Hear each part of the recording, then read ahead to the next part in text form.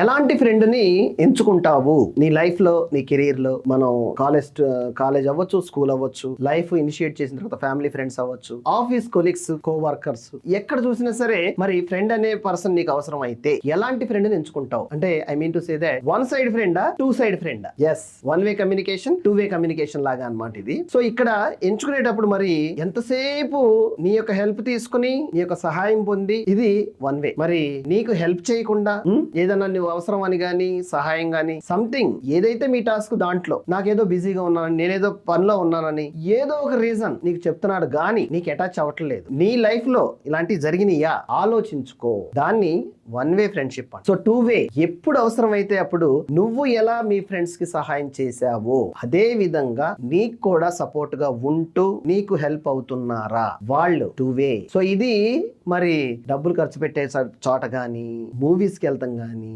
Functions గానీ, అవే కాదండి, ప్రతి విషయంలో కూడా, మేబీ మెడికేర్ హాస్పిటల్ సినారియోస్ అవ్వచ్చు, మేబీ ఒక ఫినాన్షియల్ సినారియోస్ అవ్వచ్చు, స్కిల్ సినారియోస్ అవ్వచ్చు, ఇంటర్వ్యూస్ లో గానీ, ఏ విధంగా అయినా సరే టూ వేలో కమ్యూనికేషన్ జరుగుతుందా లేదా ఆలోచించండి.